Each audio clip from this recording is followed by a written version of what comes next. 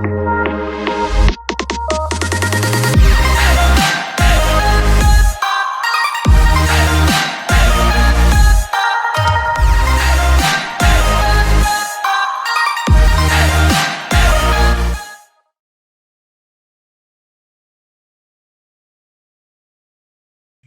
as you guys know, this was an amazing week in the United States. It was historic. We got to witness the first woman vice president. I mean, the first woman in the White House really on this ticket in this way, the first Black woman. And so we were just so inspired, and we saw you guys all sharing about this.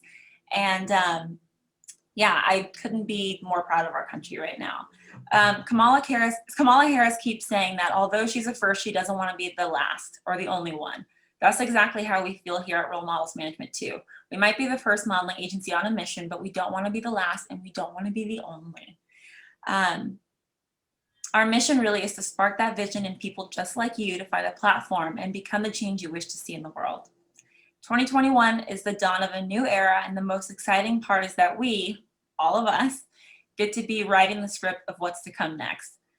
As a model or a singer, an actress, influencer, or somebody in the work world, you have the power to inspire the kind of change that you wish to see in the world. Our hope is that these next 2 hours will help spark some inspiration and excitement for the role that you get to play in that.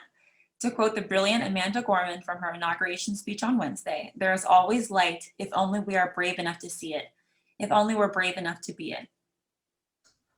Thank you, Val. Yeah, we want to obviously welcome all of you. We know that we have some people on board today that are not part of our agency, so an especially warm welcome to you. Everyone's welcome here, and what we're about to talk about today really applies to everyone. So we hope that you can really tune in and listen and feel like what that means to you. And we are about to bring on our first speaker. She is a brilliant young woman. We are so honored to have her as part of our Role Models family, and her name is Maya Penn. Maya is the award-winning founder and CEO of eco-fashion brand Maya's Ideas. She's a keynote speaker, sustainability consultant, 3-time TED speaker, artist, global activist, animator, filmmaker, social entrepreneur, coder, and Simon & Schuster author. Maya has received a commendation from President Barack Obama for outstanding achievement in environmental stewardship. She has been hand-chosen by Oprah Winfrey as her youngest Super Soul 100 entrepreneur, changemaker, and thought leader. She has been one of the youngest leaders in sustainability and environmental justice for 12 years, starting at just 8 years old, and well, much, much more. Like, again, we are so proud to have her here in the family, and we thought it would be a great start of our Vision of the World Party to hear from someone like Maya, who's been using her platform for change from such a young age. So Maya, if you want to mute yourself, and we are so honored and excited to have you.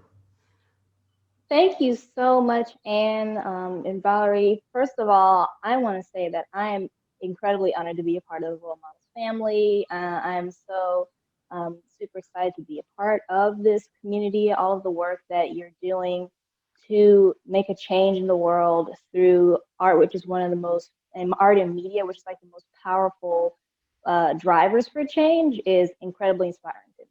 So I just want to say thank you so much for having me to be a part of this awesome event. Well, thank you so much. And let's dive right in, because we only have you for a short time. What prompted you to become an activist in the first place? Was there a specific moment where you were like, this is what I want to dedicate my life to, or was it something you always knew that you wanted to do?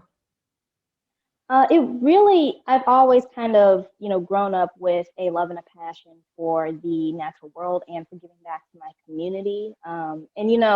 Activism, you don't really fully realize that you're on a path to activism when you are just, as a humanitarian, just naturally, or just wanting to be of service naturally. Like, some of my earliest memories are actually of me and my parents donating canned goods and clothing to homeless shelters and food banks here in Atlanta. And also, I grew up in a pretty eco-conscious household as well. I was always going to thrift stores with my mom, and, we had an organic garden. And so all of those things made me very aware of the impact I have on my community and on the natural world. And so I really became an activist at the same time that I became an entrepreneur. So in 2008, that's when I started my company, Maya's Ideas. I started it out of a passion for the environment and also a passion for art and design, including fashion design. So that is essentially how Maya's Ideas came to be, by combining those two passions. I knew from the beginning that I wanted to make my items eco-friendly. I wanted to make them from organic, recycled, or vintage materials. And I also wanted to donate at least 10% of my profits to local and global charities and environmental organizations. And then from there, my voice as an activist started kind of naturally building and, organically. I've been, invited to give 3 different TED Talks. And that was, really an incredible experience. The latest TED Talk I gave went viral worldwide, all over the world. And I started getting so many messages from people of all ages who were really inspired by my message, by my main point of my talk was to encourage other people to use their ideas, their passions to make a positive impact in the world. And so, all of that being said, started getting emails, DMs, comments, messages pretty much every single day from people age 8 to age 88, saying that they were inspired and they wanted to help make a difference in the world too. And so that was what really, for me, solidified the power of the voice of just one person, and how much one person can have an impact on the world, no matter how young or old you are. It's so incredible. So I just want to clarify, how old were you when you started your first company? I was 8 years old. Okay, that's incredible. And also something that I just love from hearing you speak is, our hashtag at the agency is hashtag proud to inspire. And we really try to nurture that feeling of like, we do have a right to use our platform to speak up. And I think so many times we feel like we're not entitled, or we don't know enough, or we're not enough of a somebody to inspire other people. But you must have realized, just by speaking up and sharing something of your own thoughts, people then started reaching out, and you realize that you do have such a broader reach than you might think. So in all these years, of the 12 years of as an activist as you've been, what are the things that you have learned maybe about yourself or about the world that you think that you probably wouldn't have known if you hadn't been an activist this whole time? Yeah, I mean, I think I kind of, in a sense, my last bit to the last answer is part of this answer as well. It is really the impact that one person can have. And, a piece of advice that, I like to give to other young up and coming activists is to fight for the issues that aren't in the mainstream, the ones that you are really passionate about. When I started in sustainable fashion in 2008, that was nowhere near a mainstream conversation like it's becoming now. And then I've also been a huge activist against, speaking out against environmental racism, speaking to the importance of environmental justice, how Black, Brown, and Indigenous communities in particular are the most affected by climate change, by other environmental issues, by pollution, by food deserts and other inequalities within the sustainability space. And so, all of these topics are being spoken to now. But when I first, started my business and I started speaking out and doing public speaking, I was a lot of people's first introduction to all of those topics, to sustainable fashion, to environmental justice, and the importance of diversity and sustainability. And, what I really learned was, well, a couple of things. There are a lot of people who, kind of were just like, well, why is this an important topic? It doesn't really relate to, a lot of people's idea of being green and sustainability is. It's kind of something that was new to a lot of people. But it also, on the flip side, it opened up people's mind to think about how these issues impact everyone, how a number of different choices, like what's in your wardrobe, how that impacts environmental issues as well. And so, like I said, my biggest piece of advice I give to a lot of young activists, or one of my biggest pieces of advice, is to, it doesn't matter if what you're passionate about is not in the mainstream, yet. It doesn't matter if it's not a buzzword or something like that. you do have the power to get that conversation started in a lot of spaces and get the ball rolling in a lot of ways to make a difference within those causes. Yeah, and I think too, something that you kind of mentioned is it's easy to feel maybe sometimes that someone's already talking about this, like, oh, now it's becoming mainstream. But the reality is most people have never heard about sustainability, or, you know, something that you're so used to hearing about because you're so immersed in your own bubble. So whatever it is that you are passionate about, you need to be that voice. We need more people Yeah, feeling comfortable being a voice for something they want to see in the world. So I just wanted to really highlight that too. absolutely. And okay, here's a fun question. You have met some incredible people at a very young age. Do you have any fun stories that you might want to share? Like, who are the coolest people you've had the honor to meeting in person, and what is something maybe they have taught you over the years?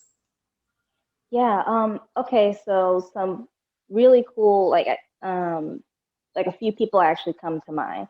Well, first of all, like kind of speaking to just being an activist and the most amazing, the most amazing people I've ever met in within the activism space. I have met Bernice A. King, who is Dr. Martin Luther King Jr.'s daughter, and she's also based here in Atlanta. We have I've met her, and talked with her and spoke with her and gotten her insight many times. And she's just such an incredible leader.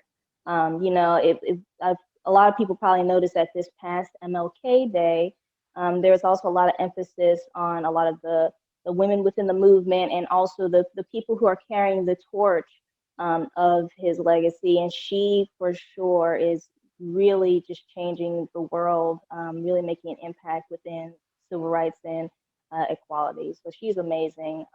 And also, I had an opportunity to meet John Lewis, which is totally life-changing experience for me. And especially because he was also a youth activist. He started in civil rights activism as a student. And so we could relate in that way. It's different generations of youth activists. And people like him really have helped pave the way for me to be as vocal as I am as a young Black activist as well. So those two are super amazing experiences and honors. And then two other people that come to mind actually are Oprah and Viola Davis. I met Oprah when I was 16 because I was chosen as Oprah's youngest Super Soul 100 entrepreneur. That's something I still can't comprehend or process, because I grew up watching the Oprah show. And so, meeting her in person and having her like admire my work is like, what? She was amazing. And Viola Davis actually just posted me on her Instagram page this month, which I had no clue was going to happen. But we actually did meet because I know her and her husband Julius, because they are both, kind of in the film industry. They have their own production company called Judy Productions. And so, I've been talking with them a lot around some other cool animated stuff that I'm working on. So, but that was a complete surprise to me. But, that was a really awesome experience meeting her. She's such an icon. Yeah, I think that would be in summary, like the top 4 people I've ever met. Oh, there's a great list of top 4 people you've met in your life. So inspiring. I guess a few things I just want to end on is, if you want to share something that you're excited about to come next, like what's something you maybe are working on. I feel like you've done so many things. Like many of the things you've done already is stuff that people are dreaming of to do once in their lifetime. So it's just, I'm curious to hear what you have planned next. And then also, what is like one kind of advice you want to leave people with for trying to find their passion, and like, I guess just finding the courage to really take the next step on like working towards that. Because I think when it comes to activism, there's never going to be this one clear path. It's about kind of taking one Yeah. step and one more step and then just navigating as you go. But what would be, first of all, something exciting you're working on? And then secondly, what is one piece of advice you would give people to kind of take that leap of faith? So I'm always kind of working on a lot of different things. I do have my own nonprofit organization that I started in 2011 called My Ideas for the Planet. I started Minds Ideas for the Planet because I had so many humanitarian and environmental projects that I wanted to start that I kind of needed somewhere to house all of them. One project that has been ongoing is I have been creating and distributing eco-friendly sanitary pads for women and girls in need. So I've been doing this both here in the US and in countries like Haiti, Senegal, Somalia, and Cameroon, shipping them to healthcare facilities there.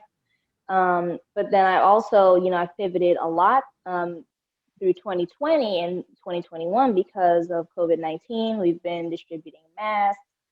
We've also been really zeroing in on food insecurity, and especially like here in Atlanta, kind of supporting the local community in that way. So I'm always kind of working on new projects there. If anyone wants to learn more, if you just go to myasideas.com/nonprofit, then boom, that's basically how you can learn all about my nonprofit work. And then I also have I have an animation production company too, called Dependo, which I kind of, recently updated because I have a really awesome project around environmental issues that's animated that I'm really excited to be working on. Something cool that just happened very recently is, in 2016, I was actually commissioned to animate the opening of the first ever digital report presented to Congress. And this is to get an American Museum of Women's History built in Washington. So this was during the Obama administration. And so actually just this month, that the language to get the Women's History Museum, they're able to finally get it into the last omnibus spending bill that was passed. So that's happening now. So that's something I'm really excited about. Awesome. Yeah. So anyways, those are like just kind of a snapshot of like some of the stuff that I'm working on and stuff I'm involved with and stuff I'm excited about. And as far as my advice would be for other people who want to make a difference in the world, I really encourage people to really be creative and be authentic in their activism. A lot of people kind of make activism seem like there's one way to be an activist, there's one way to be an advocate for issues that are important. But what's really important is to utilize your passions, your skills, your talents, your unique experience and perspective to make a difference in the areas that you are most passionate about. For me, that was, using fashion design, using art, to speak and spread awareness about the fashion industry and how sustainability needs to be more of a necessity for that industry, and to speak to environmental racism, and seeing just how much, even though it was something that was kind of unique in that way, it made my voice kind of stand out within activism. And it also was using art as a way to spread your message in a way that's accessible to a lot of people as well. So I would just say also, really, like I said earlier, zero in on the topics that you are most passionate about, whether that's environment, like climate law or marine biology, or indigenous land reclamation, like anything that is your heart, and that it's a crucial topic that really needs more of a spotlight within a certain space. Just go for it. You can become a leader and a real educator within sustainability, or just within any sort of social good or social justice issue, by speaking to the topics that you are personally most passionate about, and collaborate with others. You're not going to know or fully understand all the facets of everything. No one can. And so collaborate with other people who do, help spotlight and lift each other up, because teamwork, I think, really is a big key to activism and really making a true change. Amen. Oh, so many good things. Thank you. Thank you so much. Again, I cannot believe the amount of stuff you've already done at such a young age. And we're so proud again to have you, for being here at the event, and also for being part of our family. We wish you all the luck, and keep us posted on everything you have going on. I actually shared your link your website in the chat room too. So anyone who wants to go and check it out and reach out and just kind of connect further, please do. And yeah, I know you need to go also, so we're not going to hold you, but thank you again so much for being here, and so proud of you for everything you're doing and such a light in this world. So yeah, thank you so much. Thank you. This has been amazing. Like, this has been a highlight for me. So I really appreciate it. All right, everyone wave to Maya. Bye. Thank you so much. Virtual Thank hugs, you. virtual hugs all around. So next we have another one of our own. We have Mira Lathrop. Mira is a visionary leader hosting global conversations around the future of financial planning, financial advising, and money coaching. She's engaged in an array of collaborative projects facilitating us to move into a new regenerative lifestyle, economy, and planet. This includes transforming the idea of wealth stewardship through an organization she co-founded called the Alignment Circle.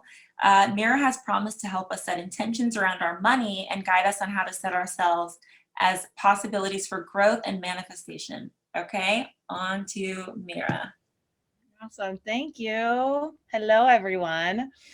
Hello from, I lived in New York the past 2 years, and I just moved to Mount Shasta a month and a half ago. So I'm at a very powerful, sacred mountain, and I'm just so excited to get to virtually connect with everyone in the Role Models community. As Valerie said, I've worked with us and our relationship with money since 2001 when I graduated college. As a financial advisor with Morgan Stanley, and I moved through creating money coaching programs for major banks like Capital One, and I have my own practice, and I work with wealth stewards and all sorts of things. So I'm going to be bringing all that juiciness to us today. And I got to meet Anne. I was modeling. I was with City Model Management and MDT all through my teenage years and college and in my 20s. And when living in New York, I've co-founded a platform called Women Power Our Planet. Some of you may have come to some of our live events in New York City. And hi, Robin.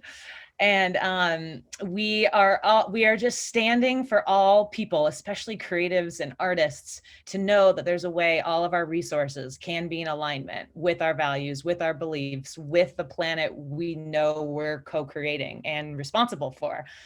So we've created a space where those conversations can occur. There's resources. Maybe someone could put in the chat, womanpowerourplanet.org.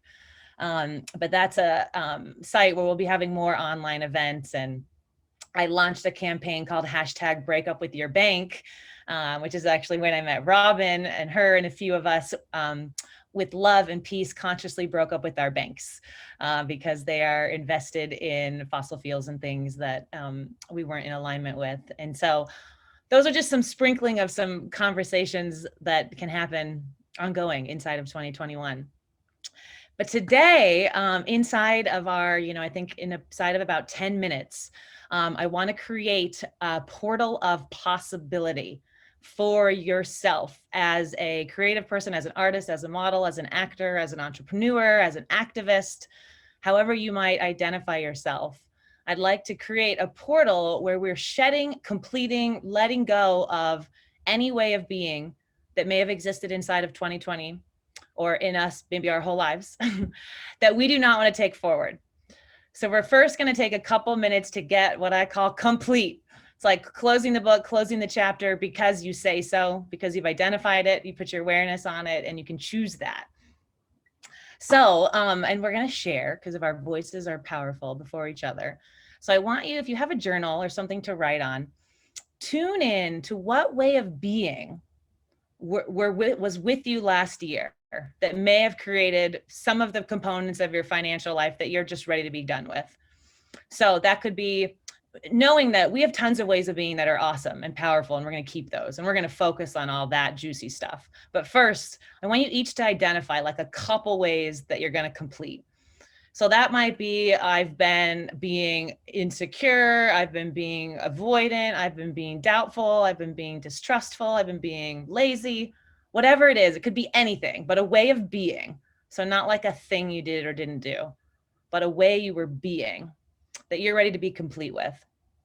Maybe you've been defending, maybe you've been justifying, manipulating. Just own it. It's fine. We're human. If you name it, you have the power to let it go. So go ahead and just jot down as many that are showing up, but I invite you to come up with at least 3.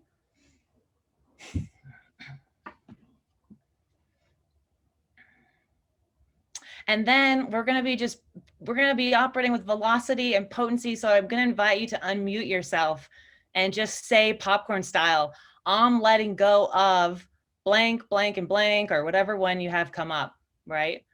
So I'll start like, I'm letting go of controlling, I'm letting go of forcing out, of justifying.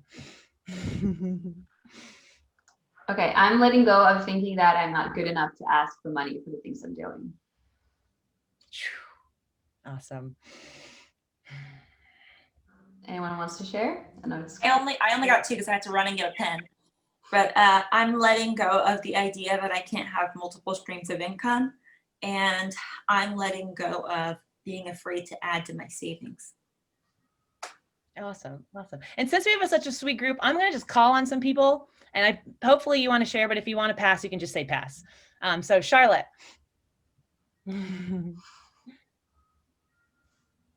Sorry, it took me a minute to unmute myself. That's okay. I'm letting go of allowing the worry that money might not keep coming in the future to steal my joy at success in the present. Awesome. Powerful. Beautiful. Mayra Geyser.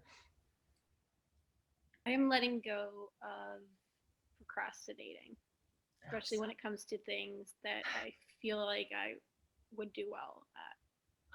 Awesome. Thank you. And listen, right, as anyone, there's no coincidence who's here. Whatever anyone else says, you can probably find a little part of it that's in you too. So just let it go too. When they let it go, we're all letting it go. So this is a co-created. Anissa. I'm letting go of fear of judgment and the sense that I don't have enough connections. Awesome. Beautiful. Megan. I'm letting go of responding by freezing when things get overwhelming and a fear of becoming powerful. All right. Letting that go. Awesome. Iona. Hi, sorry, it just took a minute to unmute. I'm letting go of useless stress and anxiousness and self-doubt, especially when it comes to making a change. Thank you. Awesome. Awesome. Andrea Arias. I'm letting go of not believing in myself at work and stepping into my power by being present when sharing my thoughts and opinions. Beautiful. Thank you. Philip Thony Mangan. Can you hear me?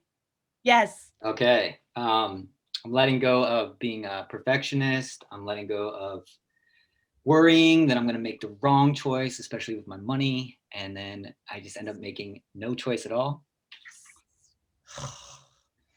Beautiful. Thank you. You're welcome. Robin. I'm letting go of stress, anxiety, and thinking small and feeling like I'm not good enough to achieve the things that I want to achieve in my life. Awesome. Thank you. Alexandra. Hi, thank you. I'm letting go of doubting on any level. I'm letting go of notion that I'm in charge of everything that's happening and abundance. And I'm letting go of stress. I felt it. Thank you. Victoria. Hi, I will let it go about being worried for the future and let it go about thinking I won't make the money I need. I mean, yeah, it's about money, so I want to let it go that everything's gonna be all right. I think everything you said, I'm connected to you guys. Yes. Beautiful. Milene. Hi. Hi, everyone. I'm letting go of the fear of not being enough, of not doing enough, and that sometimes I have a feeling that I will never reach my goal. So I'm gonna let go of this. Great. Thank you. you. Valeria. Okay, she might not be there. We call Nadia. Oh, the other Valeria. Yeah, Nadia. Hey, I'm being seen. I'm Welcome. I'm letting go of frozen feelings. Perfect. You did it on the spot. Yes. And fear of success. Beautiful. Thank you. Thank you. Okay, the last few people, I'm not sure if they're all present, but I'll call some names quickly since I don't see you on video. Masha Famicha, and Kiko. So if Kiko, Arthur, or Jeanette, if you'd like to share, now's your chance. Hello, I'm here. Oh, great. Sorry, I'm having dinner, so I'm gonna turn on the camera. But I'm letting go of being controlling and a negative voice in my head and perfection. Beautiful. Thank you, Kiko. Thank you. And Arthur or Jeanette? And is there any, I can't see if I see everyone on my screen. Is there anyone else that hasn't gone that would like to? Okay, awesome. So taking a deep breath and just acknowledge all that we just let go, really shaking it off, letting it go. And I invite you just to say, I declare that way of being complete. Awesome. It's fun with everyone on mute. So from nothing, right? We can't create a new vision. We can't create a future on quicksand, right? Or on a whole belief system that we don't want to take forward. So let this letting go process just be ongoing, right? And knowing that if you just identify a way of being, your being with money or your work or your profession or your offerings, you can just notice it and let it go. And you'll just start letting it go faster and faster. And then immediately after, let's consciously put in a way of being in place. So now I want you to just take a look. So don't think about it too much. Just be present with yourself and think, what is a way of being? We're going to come up with 3 words. What is a way of being that I'm creating for myself for 2021? Like this is your way of being that will create all of the things that you want to have, right? Maybe you're wanting to totally pursue your modeling career. Maybe you've launched a business. Maybe you're really wanting to come out and be a voice and be in full self-expression.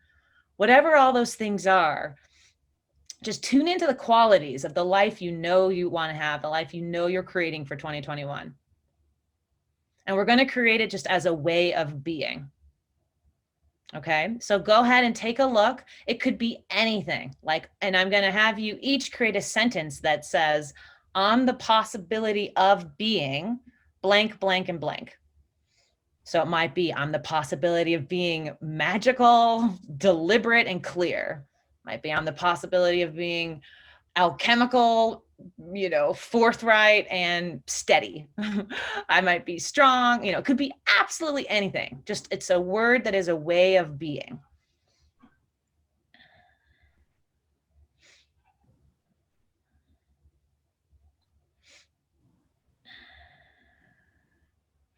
And really pay attention to what's the way of being that's going to be new, right? That's a new paradigm.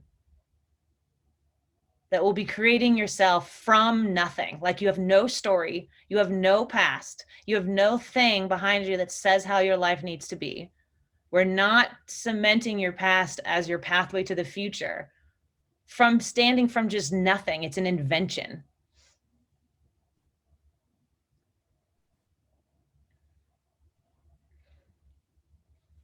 And then based on, I'm going to check in with Anne and Valerie, our time, I want to hear a few of your possibilities. And then there'll be a chance, I know later in the experience today, there'll be time for sharing. So more of you can share your possibilities. We can even write them in the chat. But why don't I hear just from a few and we'll maybe wind down and I'll share a few other things. So who would like to share? And keep this in mind. if you share right now, cool, Valerie, this is you getting to declare who you are before all of us. Okay. And so the other piece to really keep in mind is everything's created in language and in our communication. So I want you to listen to the person as the possibility they're inventing themselves to be. Because let's say Valerie's going to share next her possibility. How we're listening her is playing a huge role in how she gets to be in the world. Right? So us as a community, we're creating her by if we believe and we see and we remember that this is who she is, all the ways we'll engage with her this year. So really know that how you're listening is 90% of what's actually being said. Just let that kind of sink in. We're gonna have more people share, and then other people can write in the chat, or we'll share it later. Just perfect. Did you say 4? Yes. Perfect. We have some people raising their hands. Okay, great. Okay, Valerie, go ahead. Oh, me? Oh, I thought you were raising your. Oh, was I? No, I was saying, I was like four people. You guys. Oh, got it. I see other people. Iona raising her hand. Yeah, if you guys want to call on who, that'd be great. Hi, can I talk? Yes. Yeah, okay. Well, I just wrote down the possibility of being authentic, loved, and connected. Awesome. Thank you. Beautiful. I can feel it. That landed. Andrea, or that's a heart. All right, I can't, or is it Philippan? I saw your hand up at one point. Okay, on the possibility of being confident, joyful, and enough. Awesome. Yay, jazz hand. Maybe we can all give like sparkle hands to their possibilities. Thank you. Yes, thank you. Charlotte, I think you raised your hand. On the possibility of embodying growth, positivity, and excitement about the future. Awesome. Awesome. Yeah. Okay, one more person. Is that Victoria? Yeah, hi. I am on the possibility to be creative and productive and share it with you today and more. Yes. Awesome. Thank you. Great. So thank you for those who shared. So the rest of you, please write in the chat your possibility on the possibility of being and share it with us all there. And then I have a quick invitation. I'm hosting a free emergent conversation to continue being in possibility on Wednesday at 1 p.m. on Zoom. So I'll post the link there for any of you that like to join. I would love you as our modeling community to be in this new emergent conversation around how to be with money, be activists, how to invest our energy in the things that matter most to us. So I think I'll leave it here unless Anne or Valerie, there's anything else you'd like me to share. That was amazing. Thank you, Mira. Thank you so much. I feel like already this whole group is like oozing of like good spirits and possibilities. So thank you so much. Yeah. And before you leave, can you add the link to that in the chat? Yes, I'll put it in the chat right now. Yep. Perfect. Thank you. All right, and if people want to keep sharing your possibilities either afterwards, we can all like kind of talk and chat, or if you want to put that in the chat box, please do, because it's just so inspiring to hear all these super positive words. Okay, we'll continue with our schedule. We move into our speaker number 3, who is Megan Markey. She is a former journalist, intuitive social entrepreneur, and obsessed pattern seeker. She strikes a unique balance between the practical and the spiritual to help you seek and find the soul-aligned version of you that wants to communicate with the world. Her most recent mission is to help guide spiritual entrepreneurs and conscious corporate leaders out of the lives they've chosen to be safe and into their soul-aligned purpose and mission. And she has promised to give us a short lesson on the power of vision boards and what to think when you are creating one. So Megan, welcome. Please unmute yourself. Thank you so much, Anne-Therese. It is wonderful to be here with you guys on what can only be an epic start or chance to have a vision for a new year. So as Anne-Therese mentioned, I help people activate into their purpose. I particularly help women who have survived trauma sort of overcome their money story and acclimate from scarcity to acquiring more abundance for themselves. So I wanted to talk today a little bit about having a vision. What's really interesting is that last year, 2020, was the first time ever I did not set an intention for the year. Intuitively, I must have known that things are going to fall apart. But when we talk about vision, what I find most often amongst my clients is that a lot of times we can be afraid to even write down on paper what we actually want because we're scared that we won't come by it, we won't get it. So we would rather just settle for something that we know that we can get instead of having something big in front of us. So a lot of my journey has been sort of debunking manifestation and what works and what doesn't work. Because I actually was born of a spiritual entrepreneur who was like really into Abraham Hicks and everything woo-woo and affirmations or whatever. But when I tried to put that into practice, it didn't really work for me. So what I'm going to teach you today is a little bit about what it means to have a fear of success and fear of worthiness, and a few techniques that I've used to help my clients sort of up level from scarcity to abundance. So first off, I'm going to read you a list of things that maybe you guys will resonate in terms of what it means to have a fear of success. So here are some common money beliefs I find that people have in my practice. So let me know, you can raise your hand if any of these things resonate with you. Make sure I have this list up for you guys. So some of the common things I see amongst people are not actually wanting to be in the spotlight because you're afraid of being seen, or afraid of being seen as powerful or a narcissist, someone who's controlling and powerful. I feel like we've all gotten a collective clearing after watching Trump's magnificent performance over the last 4 years of like what not to be. So we don't have to worry about that anymore. It's like a projection from our subconscious mind. Other things, having an audience means you could be exposed to meanies, or I call them couch critics.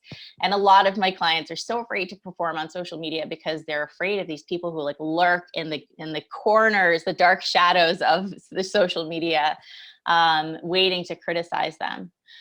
Or when the time comes and you actually achieve your success, you won't be able to deliver, or you'll flop, or you'll feel like an imposter when you actually get there to the point of being successful. A fear that success will turn you into some kind of evil monster. If you're successful, you won't have time for things that you want to do now. So a lot of people are afraid that success will overcome them and they won't have any time to do the things that they like to do, spend time with family, etc. A lot of people don't actually want things to change. So like, even though they might complain that they want like more money and more expansion and helping more people, when they really boil it down, they're like, but also Netflix is awesome and I would love to stay exactly where I am. So other money blocks I think are so like pervasive, and actually I blame Disney for a lot of these money blocks that we have.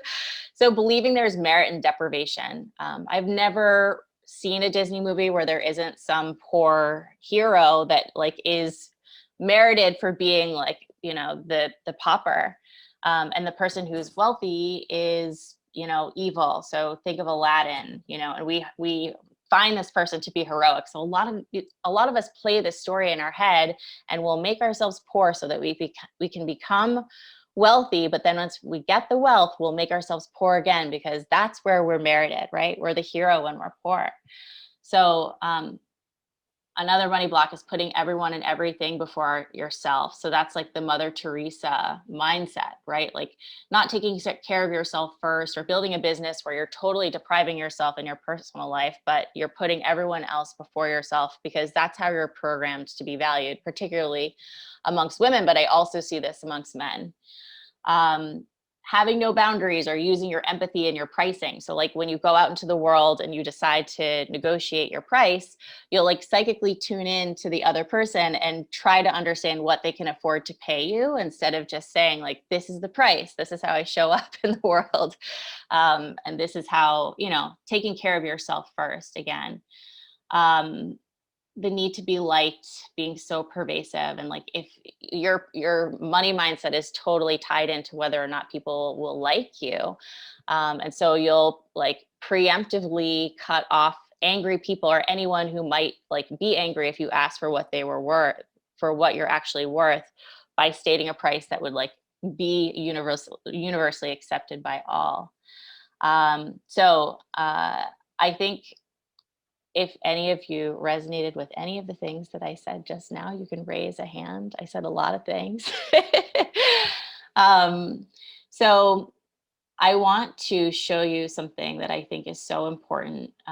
What I found to be so true about shifting your ability to manifest the things that you want in this life is that we have to clear shame and anger in order to raise our vibration to be able to receive things that we actually want in this world. It's not about like making a vision board, even though we're going to do that today, because that keeps you clear and you're 40% more likely to achieve your goals if you write them down, and even more likely if you have a vision that you repeat in your subconscious mind over and over again. So I'm going to show you David Hawkins' scale of vibration, so this will be clear to you. So can everyone see this pink and orange scale? Great. When my clients go through an up level, it inevitably happens that they will circle down to what I call the basement of our emotional beliefs. That's shame, guilt, apathy, grief, fear, up to anger. What this means is that when we are raising in vibration, and vibration determines what you are able to have and hold in this life, right? If we're in a positive vibration, then we're able to hold more money, more people, more experiences, etc. So this is kind of what New Age manifestation belief is trying to teach us, but what they don't teach us is like the ugly stuff, which is that we have to clear these memories that we're associating with money or having power that live down here in the basement: fear, grief, apathy, guilt, shame, anger, false pride. And when we clear these negative beliefs or associations we have with money, then we get like a bump up to these higher vibrations. And that's what makes us able to really attract in what we want. So every time I've had a major up level in money, I've had to go way low and like clear the darkness, feel the feelings I have around anger, shame, and guilt around having what I want. And when I really fully feel them and experience them, I can release them from the body, and then I can receive more. Think of it as cleaning house. You can't bring in like a new whole baby room if you still have a ton of stuff in the back room and there's like, you know, it's dark in there, it's dusty. You would never put a child in there, right? So I hope that this resonates with you. The way that I do this with my clients is through subconscious belief work and through body work, really removing emotions from the body and the subconscious mind. I personally believe that the body is the subconscious mind. It's a reflection of what's going on in that black box that we all have, and which makes it really easy to work with belief statements associated with your money story or with your success story. So while I have my screen open, I will show you how I process things. So, or how I create a vision board rather. I usually go to Pinterest and I just like start jamming on like, what do I like? What do I not like? What do I want to bring in for the future? And what do I not want to bring in? I'm a specific manifester, so it really helps me to be like, I want X, Y, Z, and this is how I want it to come in, etc. If you're not a specific manifester, then you're just going for the emotion that any of these images provoke for you, right? An example of this working is that sometime in June of last year, I decided that I wanted to drive an Audi. I wanted to be living by the ocean. I wanted to start riding horses again. I wanted to start dancing again. I put together a vision board, and I'm currently driving an Audi. I moved to LA across the country. I haven't rode horses yet, but things are sort of happening. And the way that I experience it is once I create the vision board, then I look at it every day. I play it to music, which activates positive emotion. And then I will take action towards the goal. And if I'm afraid to take action, I'm always curious, and that's where I'll start subconscious and belief statement work. Okay, so say we want this beautiful house in our future in 2021. I will take the photos from Pinterest. Sometimes I'll create a whole Pinterest board for myself because it's easy to pull it up on my phone. Then I'll go to Canva. And in Canva, I will create a little presentation for myself where I'll start adding these images. And I just think it's easy to do it in this platform, but you could use PowerPoint if you wanted. So let's say it's like, you know, these are the flowers that I want, and that's the house that I want. I will put it into Canva like this. And then they have a music feature here. So I can just add, let's see how this music sounds. Sure. I'll add it to the presentation, and I watch it like twice a week, maybe. Oh, wow, it's really loud. Can everybody hear my computer? I think we can't hear you because you have your headphones plugged in. Like we can hear you, but not the sound. Okay, that's fine. That's what I want. Okay. I think I can go back and play the sound. Great. Then I go through the areas of my life. Like, how do I want to up level in my business? How do I want to up level in my relationships? What kind of clothes do I want to be wearing for boss vibes in 2020? What do I want my money mindset to be? And I'll put words in there too, so that I'm just like reminded of what I'm trying to become. And that, for reprogramming your subconscious mind, it takes repetition. You were programmed primarily between the ages of 0 and 7 years old when you had no control over anything.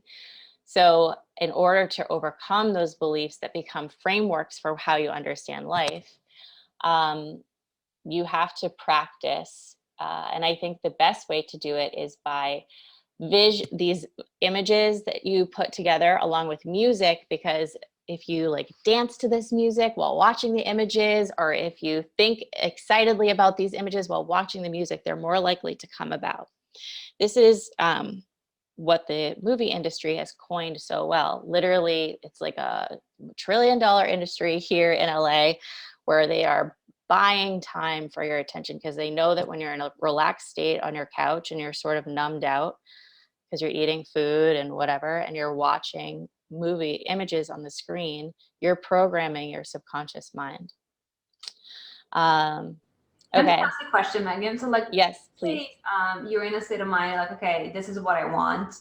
And then as you go to look at this vision board, like, first of all, how often would you say, you said you look at yours twice a week, like how often should you do this to make sure that you stay in the same mind frame? And then also, what if when you look at it, you're like, I don't believe in this? You know, and there might be some unlimiting beliefs about that just doesn't at all resonate. Like maybe when you created it, that was like a wishful thinking sort of moment for you, but in reality, you're not there. Like, what are some advice you can give on that? Yeah, perfect question. So I definitely believe in calling in something that you believe that you can have. Like, don't try to call in a $1 million business this year if you have never made more than $30,000. That will be like unbelievable to you.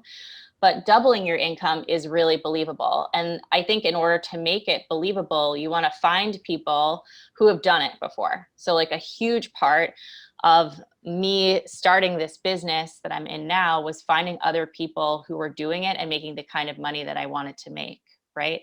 So if you're switching careers, and especially for artists in the room, I highly encourage you to find 3 or 4 people who are making the kind of money that you want to make, doing what you want to do, and make them your friend or take them to coffee. Find mentors that can show you that it's possible, because that's the easiest way to break out of limitations. That's how you convince your subconscious mind that what you desire to have is actually possible, right? Again, like I think with TV programming and with movies, there's a lot of limited narratives, right? So you really have to find people in person, especially if you're like a woman of color, or you're like LGBTQ and you've never seen anyone on TV doing something that you want to have, you have to find those people in your reality. And you can use LinkedIn, you can use, conferences like this to reach out and meet people who are like-minded. And really the bold move is like connect with them and bring them into your experience and ask them what they did. And it takes humility and overcoming like a fear of being rejected. But that's what I found to be the most powerful. It's a great question. So call in things that you're likely to receive in the next year, things that you could do with your personal power and your skills right now. But like, if you're like, I dream of becoming an astronaut. Okay, well, that's probably gonna take you 5 years. It's not that you can't do it, but like figure out who did it and how long it took. And then see if you wanna do the work. That's the other thing. Are you willing to make the sacrifice? You have to actually get to action about stuff too.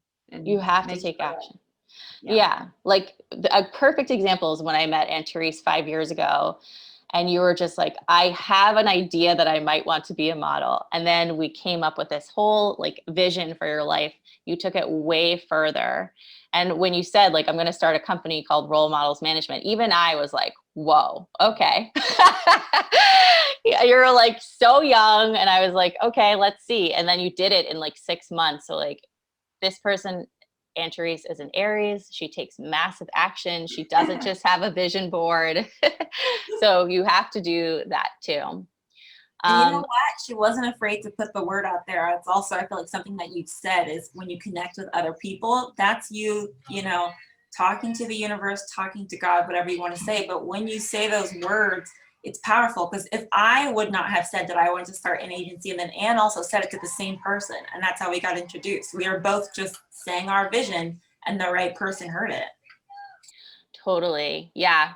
Yeah. So I want to say that I had another friend of mine from high school use this vision board experience, and she had been trying to get a book deal for 4 years. And when she used this vision board technique, she called in a publisher within 4 months of starting. So like it does work. There's another whole platform called mindmovies.com where they use this same technique, but this is free. Mind Movies is like $150. So this is just what I do in January every year. I create a Canva mind movie, and I just watch it like once or twice a week to remind myself what the goals are. I would also say, like, don't give yourself 25 things to achieve in a year. A lot of entrepreneurs I've talked to or heard from that are successful, like Tyler Haney of Outdoor Voices, she chooses 3 things to do a year. In a day, I task myself with 5 things to accomplish in a day. I don't make myself do 20. And that's actually scientific. Your brain can't take on more. And that's a way to be way more productive. Any questions? I just talked really fast. Just a lot of amazing advice. Thank you so much. Yeah, let anyone who might have a question, just unmute yourself. The stage is open. Hi, Megan. Yeah, I have a question. Mhm. So I had to negotiate my salary for the first time last November. And just for context, I graduated from college last March.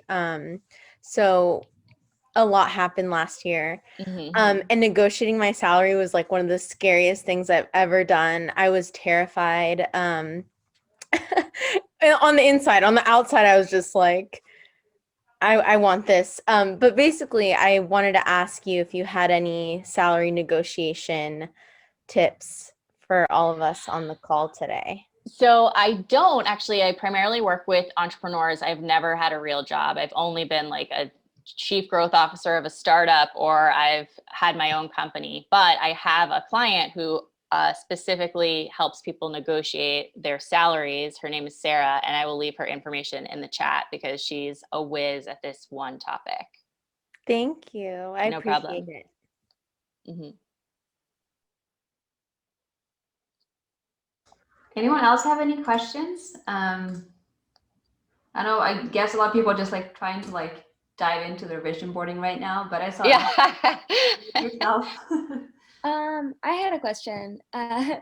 So something I wanted to ask you was whenever I would make, I know that vision boards with my friends, some of them would sometimes say that they occasionally get really overwhelmed when they look at their vision board on a daily basis or something like that, because they can find it really hard to almost continue maintaining their big dreams in their mind while also having to work on sometimes like really menial tasks and things like that. And so because I was probably going to mention some of this to them afterwards, what are some tips you have for people who get really overwhelmed when they look at their vision board sometimes, especially if they're not able to immediately pursue some of their goals that they might set for themselves? Yeah, so everything's created through daily actions. So like, I think what's really important is to understand that big dreams happen over time through daily actions. It's not like we can't take, you can't bite off more than you can chew. Overwhelm is a sense of powerlessness over your creativity and your vision. And your creativity and your vision comes from a power greater than yourself. It's spirituality, it's like your soul's intention. So when you get overwhelmed, you'll notice that you tend to feel it in your gut or in your like lower energy, right? So another way to overcome that is to just get in your body by dancing, breath work, walking on the earth, and just be like, oh, okay. Right, I'm just a human. I don't have to do everything. There's like a huge, powerful force behind me trying to make things happen if I just take the first right step. I really think Anne-Therese, I've watched her career for 5 years. She's the best at this. She's like, it doesn't matter. It's like, it's coming. I'm just gonna like do 10 things today to make it happen, right? And you get better and better and better. Another person who represents this well is Seth Godin. It's like, you have to create your shitty first draft of everything. And you can't expect for yourself to do it perfectly the first time.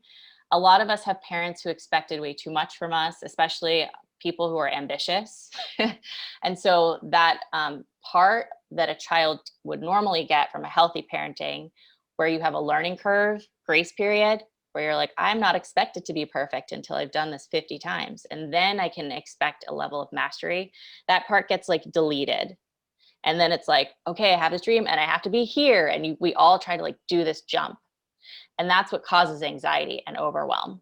So if you can just like reparent a little bit and be like, oh yeah, no person would be expected to know how to do this perfectly. Every person, including Whitney Houston, did like a million shitty first drafts before they got to the thing that we heard in like the, world stadium of her life, right? Yeah, that was super duper duper helpful. Thank you so much. Seth Godin is one of my favorite writers, so I'm so glad to hear you mention him. Yeah, it's like a fear of being rejected by tribe, right? Like, Yeah. I love you and I expect for you to love me back, which means if I fall on my face, I would want you to be like, girl, get back up.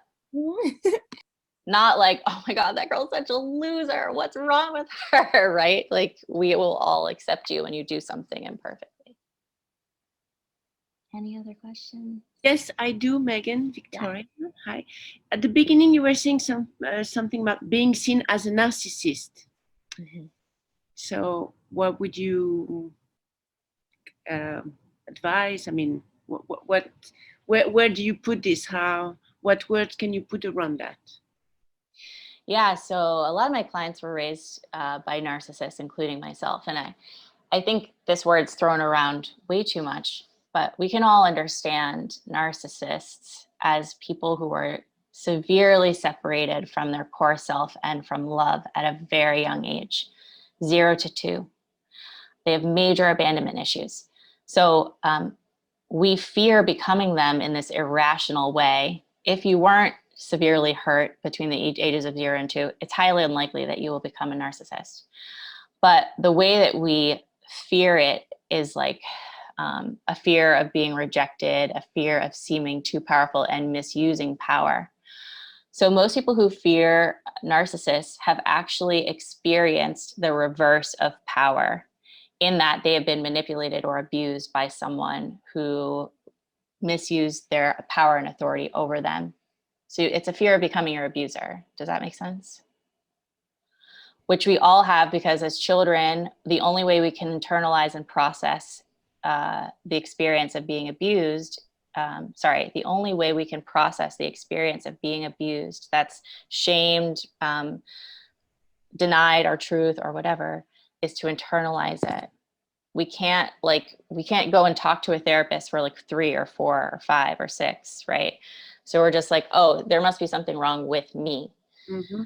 And that is what this, that is why we fear power, because really we don't fear our own power. We fear the power of the authority figure that abused us. Does that make sense? Mm-hmm.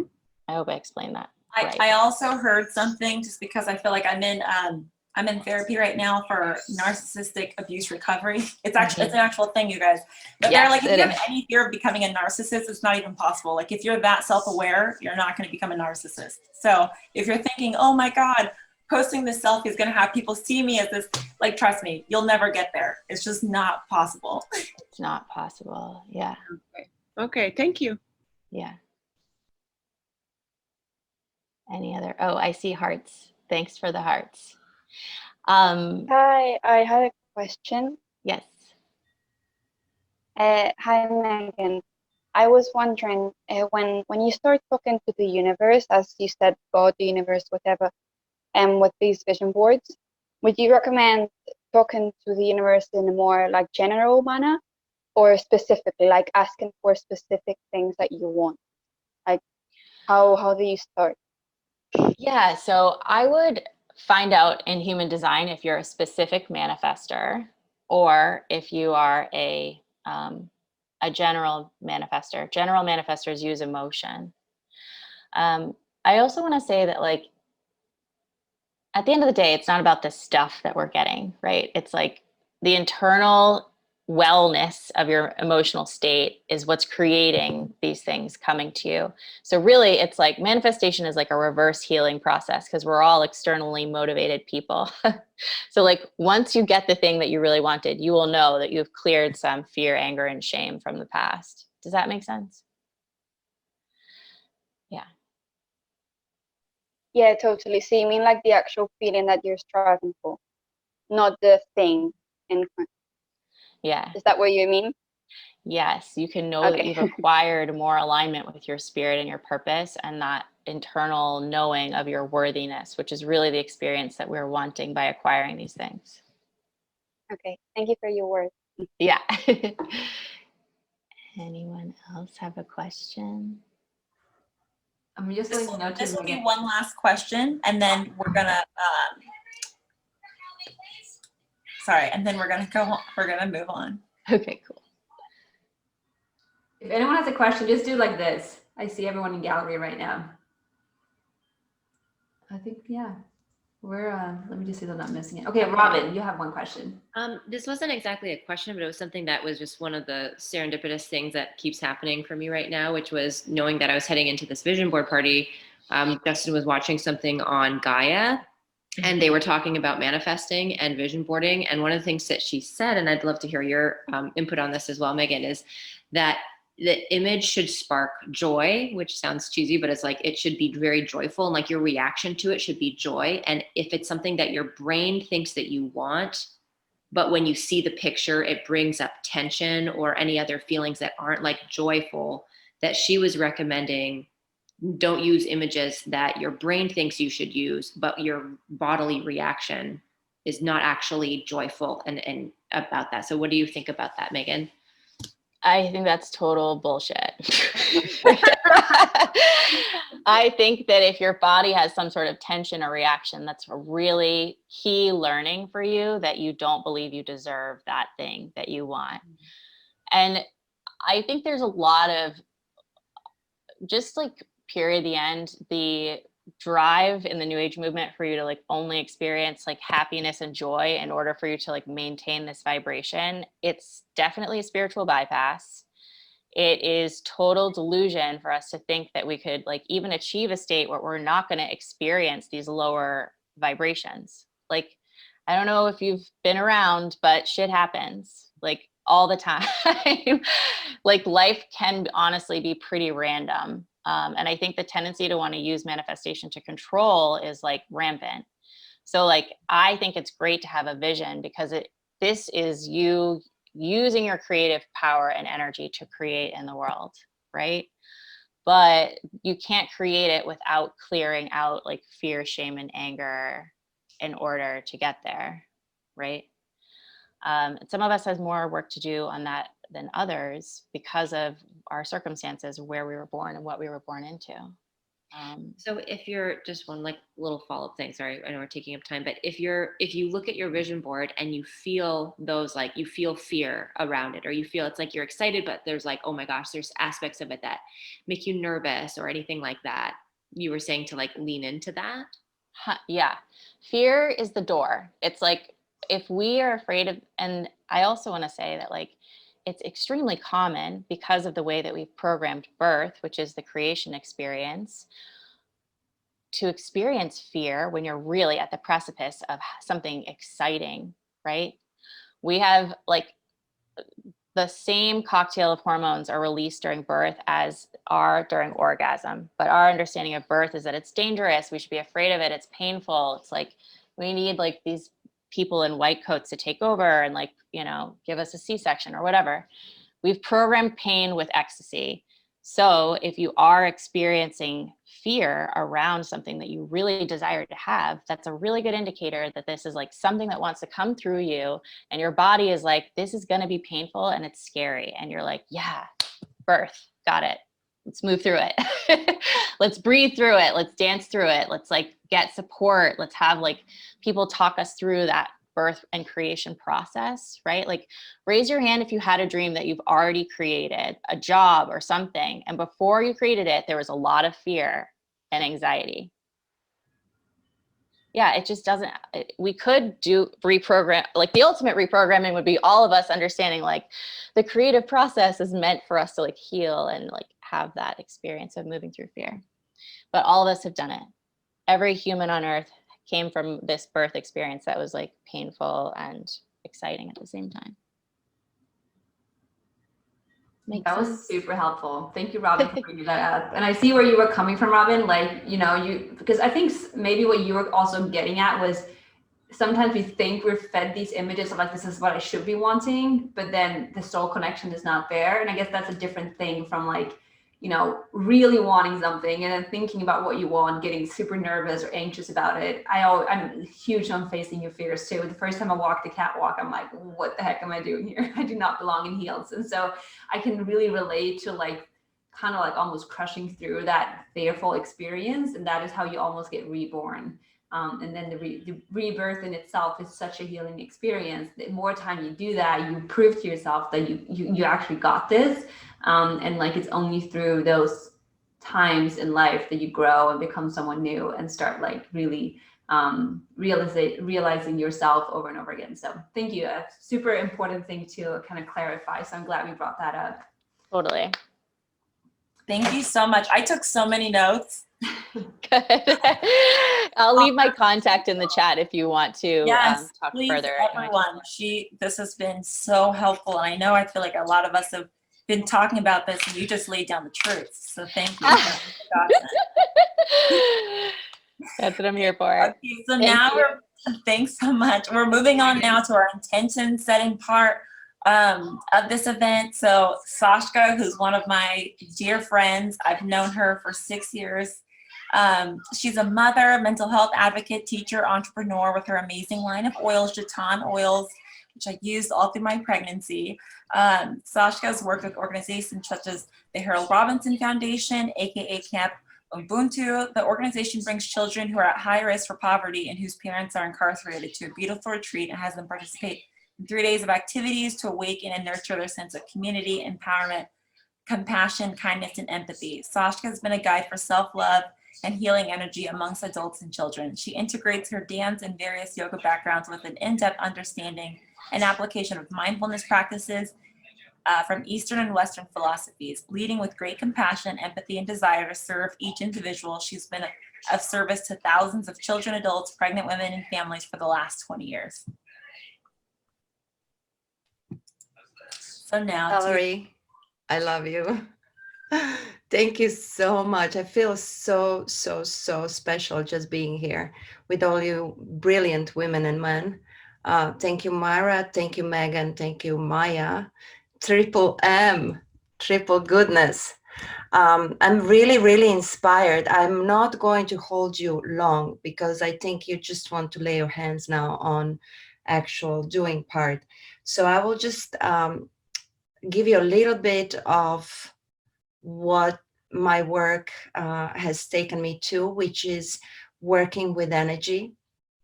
If you imagine everything that's solid around you, everything that's created, including our thoughts, everything we can think of, feel, smell, bite into, build, is pure energy. It's 99.9999999% invisible.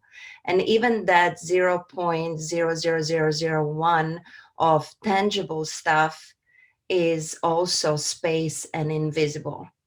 So from that space, we create something we can bump into, that we can own, we can call, we can name, we can taste. So from that space, which is deep subconscious mind, you will create your reality.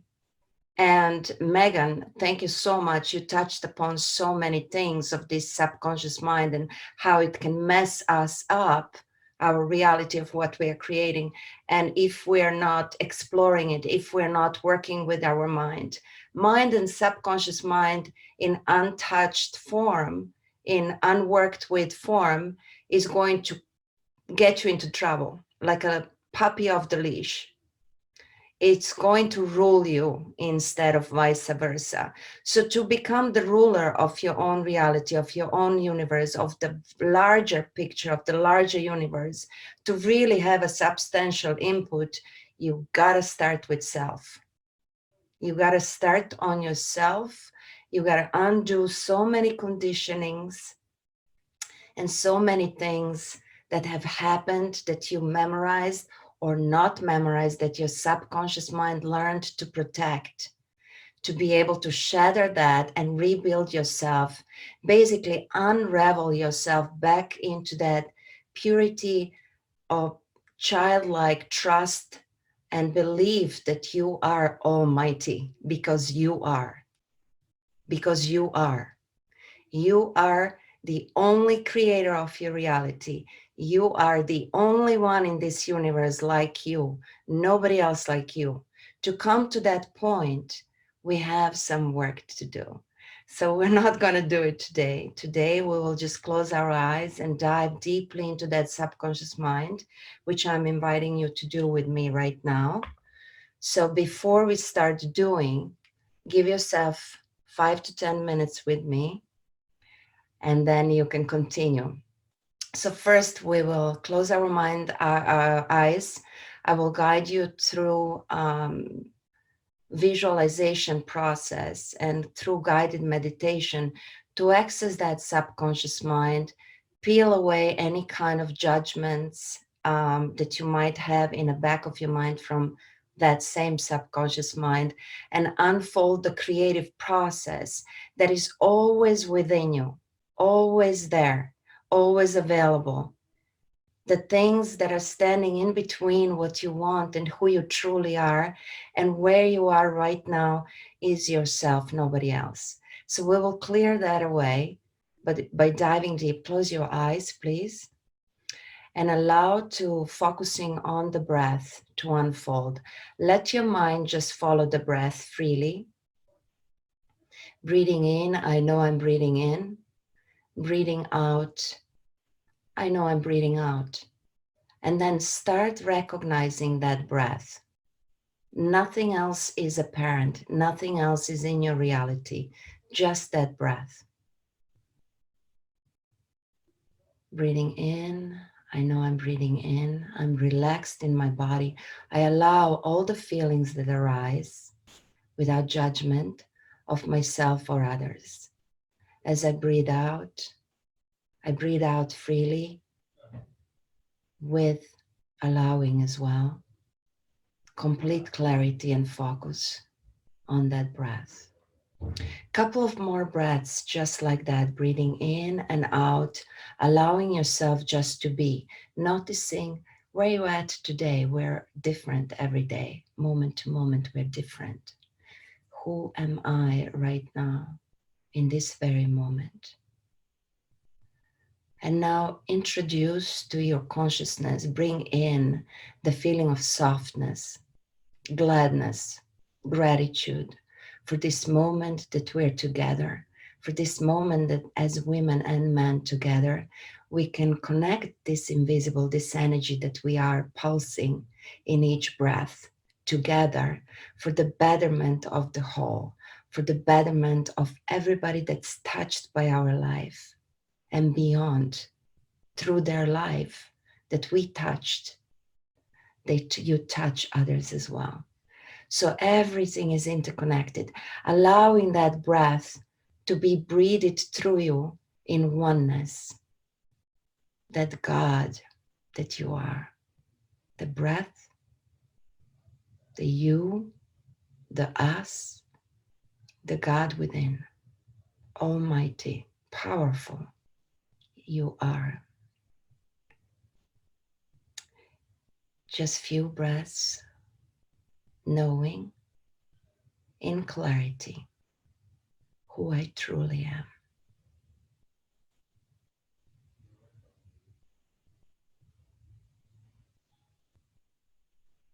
Now take a deep breath in and allow the beautiful, beautiful, most beautiful emerald green color to drop like a today's rain in Los Angeles, drop by drop of this beautiful emerald light onto your skin. As it touches you, you turn into that emerald green bit by bit. The rain turns you into emerald green rain, emerald green you. Now visualize everything dissolving into that emerald green. Emerald green is space of your heart, it's space of prosperity, it's space of the spirit. It's the color of your heart chakra. Chakra is energy field. Everything is frequency. And now we're bringing into vision of our third eye point with our eyes closed, vision of everything being this prosperity, being this emerald green. Bask yourself, feel it in every cell of your being. Float, suspended in this color. Dissolve into it, no body, no mind. Feel the color everywhere.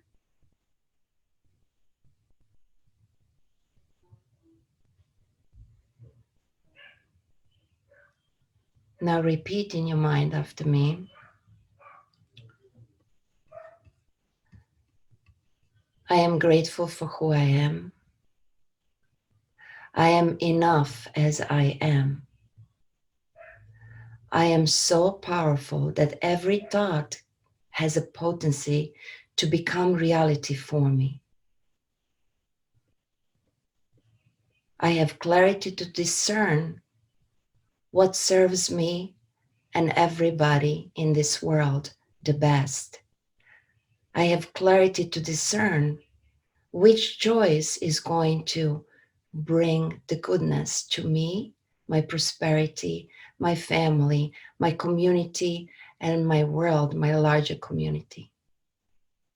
With this clarity, I shall choose the vision that I know this year belongs to me.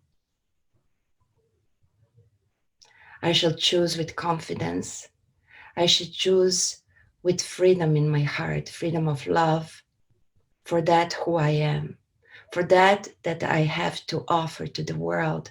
Nobody else has it but me. It's my absolute beauty of being who I am to offer who I am to the world. It's my absolute duty to offer my true, authentic self. With that, I choose my vision. And now start seeing what appears from that emerald green. What appears in your vision? What are you bringing in today? What are you asking for?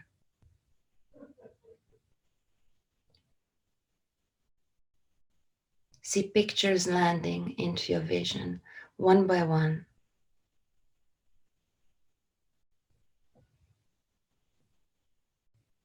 And now feel in your body of that what you desire. Connect to that what you desire. Feel in your body how it would be feeling, how you would be being if you already have everything you want. What does it feel like? Who are you? How are you moving?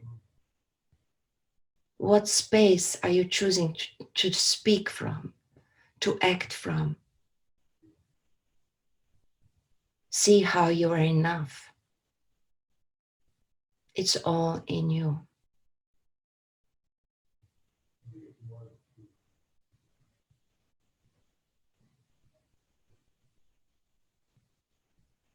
And now we will finish with saying gratitude in our mind for that you are bringing in as if it's already here.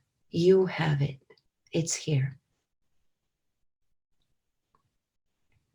So for example, you want to talk to thousands of people this year and expand your vision from teaching few people or few dozen people into teaching or bringing wellness to thousands of people. See yourself on Zoom with hundreds of people on Zoom with you talking, raising vibration in their hearts, raising feeling vibration in your own heart. Biofeedback, their energy feeds you back and you are having exactly enough and what they need to deliver to them.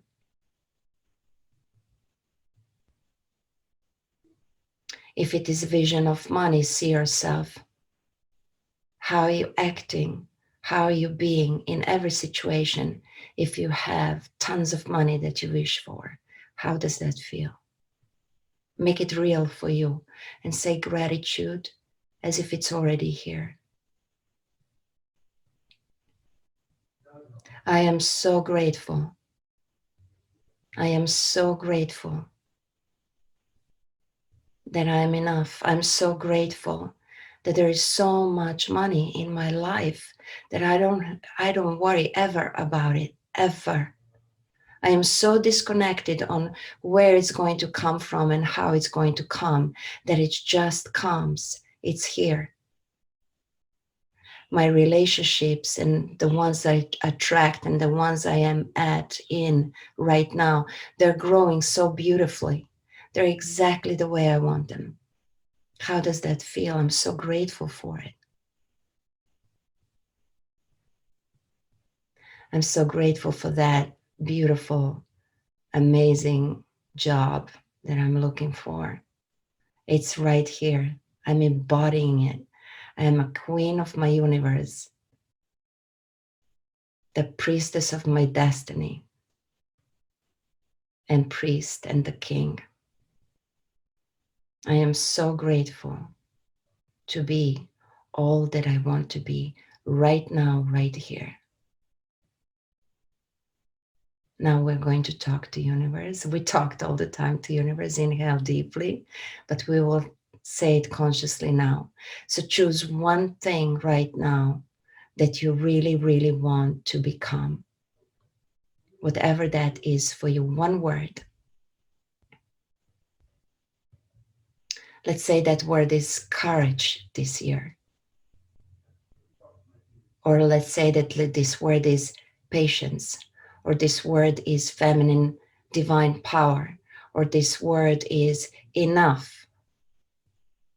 You will say and repeat after me out aloud. This courage, or whatever the word is, which is my true self. I will feel and I will show in the world today and every day. And repeat it again one more time.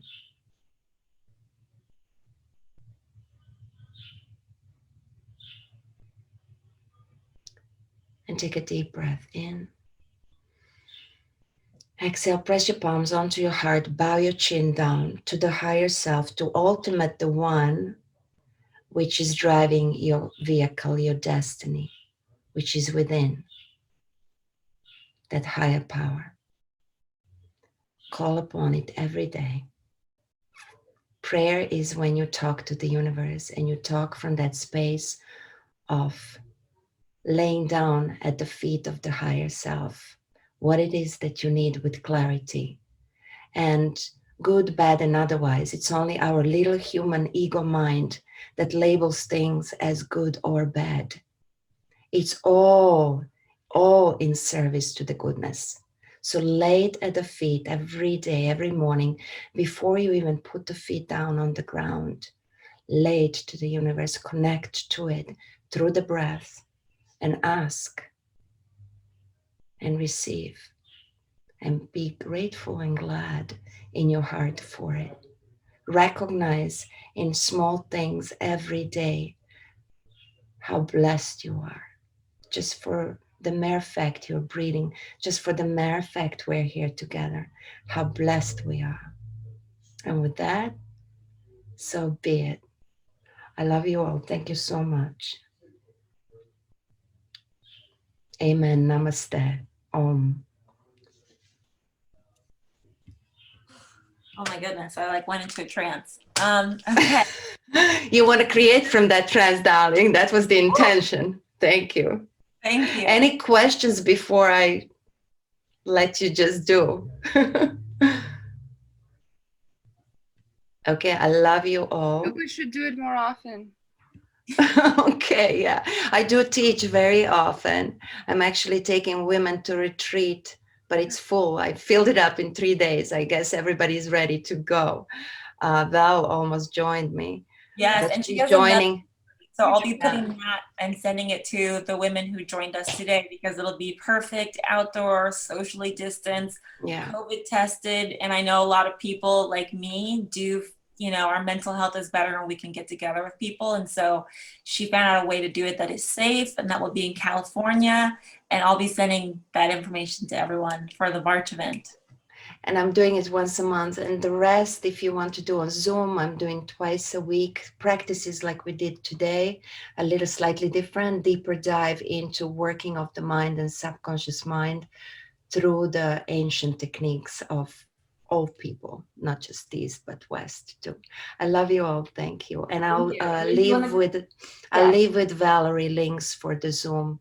It starts next week. Next series are starting next week. So please be my guests. I love you all. Thank you. Whew, I just want to kind of, before we open up, and this time just flew by, the theme I've been seeing here during this whole event is kind of like letting go of limiting beliefs, what Mira was talking about, and Megan, just like kind of not fearing away, or like, what's the word for that? But like not trying to ignore those uncomfortable things that may come up as we're trying to attract and trying to create the lives that we know that we deserve. And also as we kind of create our own platforms for change in the world, there will always be very uncomfortable situations. And I think it's so important that we really tap into that. And as we do that, like reach out to your community. That's why we're here. Have a friend, talk about these things. I think Megan really talked about this too, but trying to always be happy is not the answer, because we have bullshit detectors and they call us out and it just doesn't feel authentic, and that's not how you grow. So I think the theme through 2020 and as we continue is just really kind of being in the midst of all this awareness as the world keeps getting crazier around us. How can we stay centered? How can we stay together? So coming back to that center that Saskia just brought us through, and like really just reminding ourselves things to be grateful for, and then continue to expand our vision of what we believe to be possible, and that's how we grow. So I just saw this theme and I want to kind of wrap it up, because I think that's really what we're going to have to keep coming back to as well as we continue our separate journeys and our joint journeys. So with that said, I think I wish for everyone to create a vision board, because that's kind of what we're here for, but you can do that at a later time, or you can get started right now. Maybe you're just eager to get going. We've learned so many great stuff today. We will also send an email to everyone with all the links and stuff. So in case you haven't jotted that down, we'll follow up and make sure everyone gets all the information. But if anyone, we have another like 15, 20 minutes. If anyone wants to share something that's come up or just have any questions that you might have been thinking about, please unmute yourself or just kind of just say hi. This is our opportunity to just come together and talk to one another. It's just too bad we can't see each other in person right now. So is anyone feeling inclined to speak on something? And I had a question. So I didn't really get it right then because I thought we were doing the actual vision boards today too. Are we doing those? We're going to stay on, people who want to. And like. Oh, okay. So these 2 hours is just speaking kind of interactive part, right? Right. Yeah, I think some people have been cutting and pasting as we're doing it. Yeah, I saw that. Yeah. So I'm open for any questions. I just faded out so fast because I thought to give people time to cut and paste. But if we're not, doing that, I'm absolutely here as well for any kind of questions. Great. I'll stick around. And if anyone has been creating a vision board, because as we said, we've been seeing people doing that, we would love to see them. Like, it's just fun to see what people are creating. So if you feel like you want to share whatever, like half done or whatever, how far you've come so far. Oh, yeah, look at Charlotte. Essential, I see essential, better energizing. I love it. Care for others. I do have one question, and I'm kind of asking this because last year I called Sashka and I needed like a daily practice that I could do because I said, every morning I wake up at 3 a.m. and that's my wake up time now, and I hate it. I wake up in anxiety, blah, blah, blah. And she gave me just an easy prayer practice to get into the daily habit of prayer and positive self-affirmation. So since then, I think it was like, every day in every way I'm better and better by God's grace. And I literally would say that like 200 times a day because I felt like through my healing journey, I was like, I feel so joyful. And then I have an hour a day where I'm just like so angry and I'm sending angry text messages to like my mom and my ex and like F you, everybody who F'd me up. I was like last year, y'all, it got real. And Sashka sent me that and I immediately was able to get out of that mode of, what I was in, my self-righteous mode. And so do you have any practice that you could help us right now? Yeah, I do. Well, that one was so specific for you, my love, but it's actually generalized enough that we can all do it. So if you already have pencil and pen, pen and paper, write it down, this generalized practice as well. You want to do it when you're just waking up, when you just open. So the most flourishing is when you're cognitive mind, your mind that analyzes things and helps you discern. That's a logical mind. That's your frontal lobe, the power of your center seat for cognition. When that mind sleeps, your subconscious mind is very active. So you want to actually talk to your subconscious mind and change these limiting beliefs that are sabotaging us, making us sabotage ourselves, and making us over and over like a hamster wheel make choices that are less than deserving of our attention, right? Over and over again. So that very generalized one, each and every day, every day in every way, I'm better and better by God's grace. If you have a problem with the God word, which I had for my whole teenage life, because everywhere I turned around was suffering around me, growing in Eastern Europe and being 16 and being shot at and living in war zone, and then teaching later children that are from war zone, from our city of LA with a lot of gang rivalry and stuff, born into that kind of situation. You look around and you go, how is God there? Where is God here? So I rebelled against God a long time. But then I came to realize that we are God. God is us. We are with God. And there is that higher power. So if you have a problem with calling God, call it love, call it self, call it that gave the birth to the stars and the moon and your breath. That you cannot explain what it is because our words are too little, too limiting. Our small mind is too limiting. So whatever you want to call that, you put that word in. So every day, in every way, I'm better and better by God's grace, by universe's grace, by self grace, by grace of love, power of love. Every day, in every way, I'm better and better. So that is going to be talking to your subconscious mind. You want to do it first at the opening of your eyes and as you're falling asleep, when that cognitive mind is sleepy and it's not judging and it's not sorting and it's not shutting off and protecting. So that's the one. And then I would suggest meditation. Absolutely. If you want to be entrepreneur, if you want to reach your dreams, if you want to really step up your game, you cannot do it from the same. Hold on just a second, because my girls are going on it. I have to.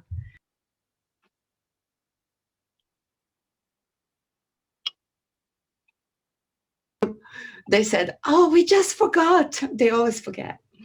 So if you want to change your reality, my loves, you cannot do it from the place of who you are right now.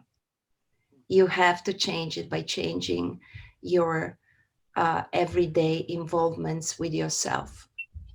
So what can you change about your daily practice? Maybe you're waking up too late to even begin meditating, and then you just shove it off because there's too much noises going on, there's this and that.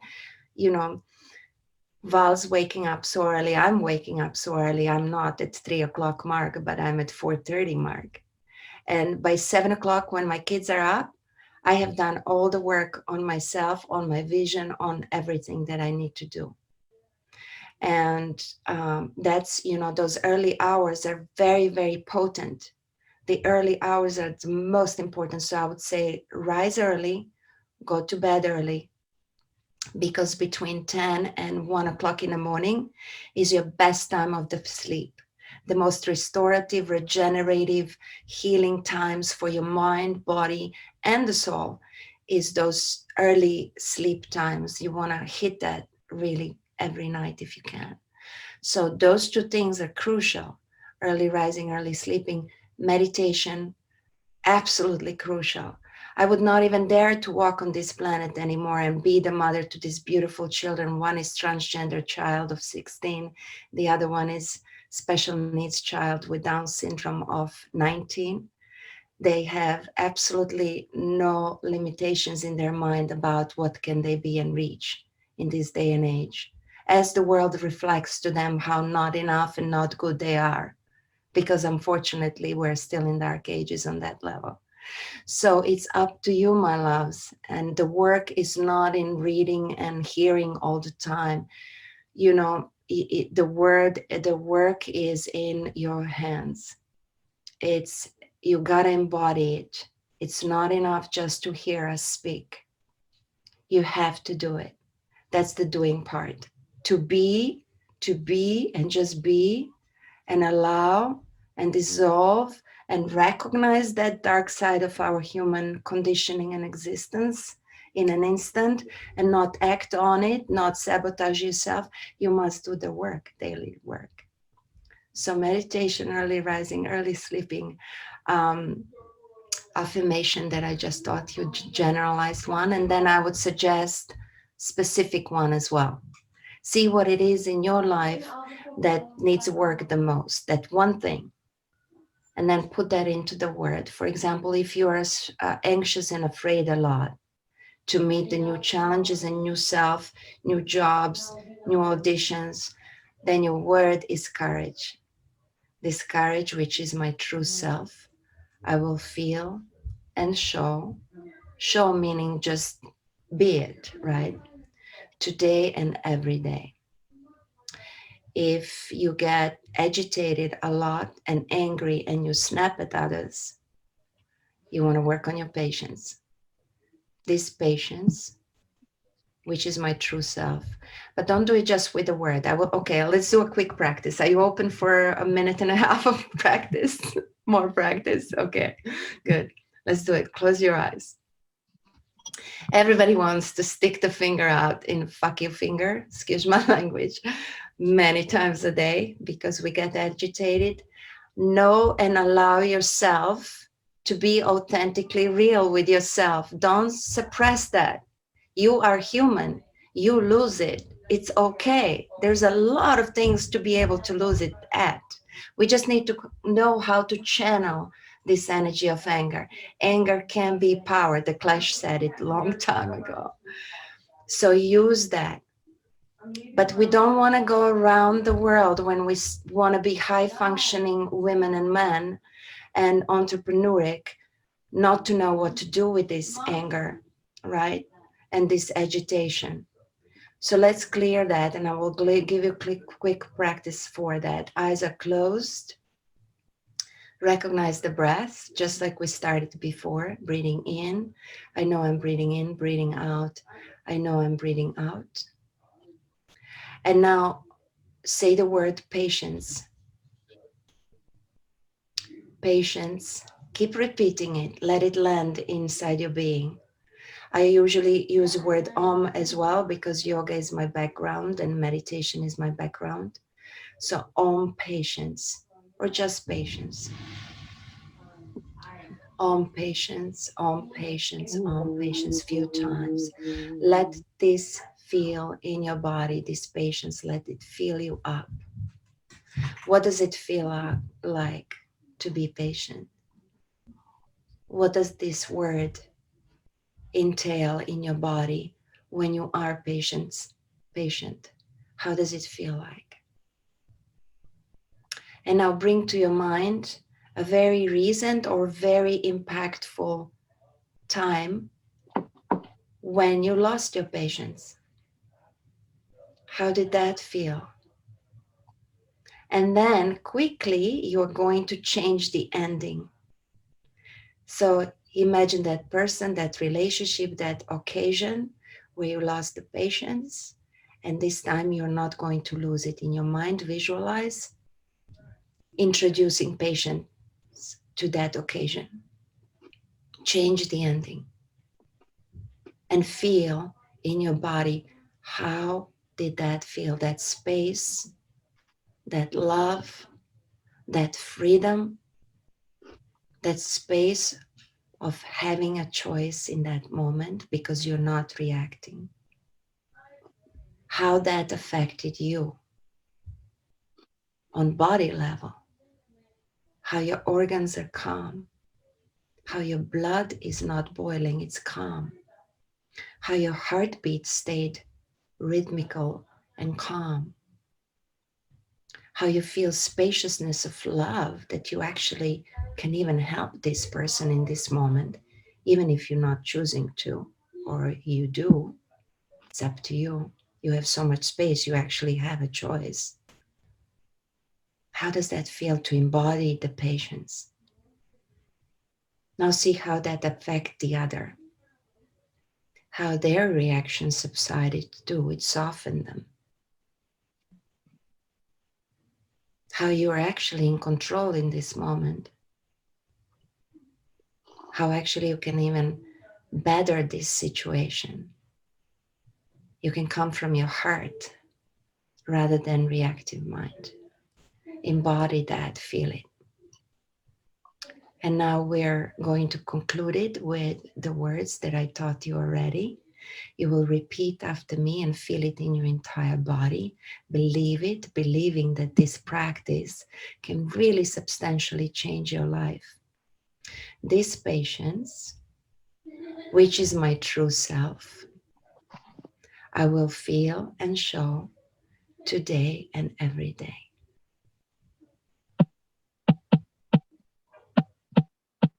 And with this, we conclude our practice. So you can substitute, you work on the patience or work on something, maybe you're reactive, maybe you act from violent space and you don't want to be violent to others. You want to be in space of acceptance and love. But your truth, you have to speak your truth. So to have that discernment and clarity, this practice is very important. So you maybe want to substitute the patience word after you've been practicing it for a couple of weeks or a month on daily basis with the word courage, or with the word ahimsa, which is non-violence. and body. Or clarity, word clarity, if you're unclear, you don't even know what to put on your vision board, or you don't even know what do you want this year. You don't even know how can you affect others. Who are you? So put the word clarity in there. Very important. So those are some of the practices. But if I have to choose one, it would be talking to my subconscious mind daily through these affirmations, generalized and specific, and most and foremost, meditation. Start with 5 minutes of recognizing your breath and then just repeating the word Om inside your mind and working up to 15, 20, maybe even 30 minutes. Hi, Alexandra. How are you today? I'm great. Who is it talking? My name is Gail, and Gail, good to meet you. Hi. I think we've met before. I'm not sure. I think we've met. But I had a question because this is something I think that happens for a lot of people who are entrepreneurs. So I met it, I'm normally doing what you're doing for others. Okay. And Wonderful. I run 2 companies and a nonprofit and one of the things I'd like to ask you is, I always know that between 4 a.m. and 6 a.m. is the highest time for meditation. But when you're an entrepreneur and even if you're with a staff or whatever, sometimes you want to go to bed early at night, and it's just not in the cards to do that. I'd love to ask your thoughts on that because we all can't do everything at one time, but there are times when you just really, you have to stay up, and sometimes it's for times at a stretch. How does one handle that?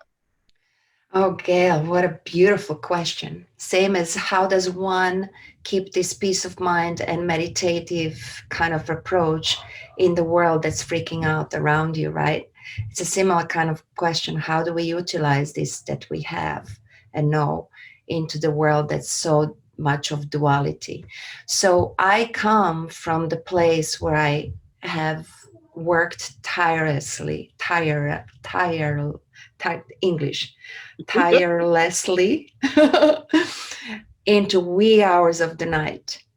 And I started being very, very ill. And I started being so short tempered and short sighted. I started making mistakes, many mistakes, sabotaging myself.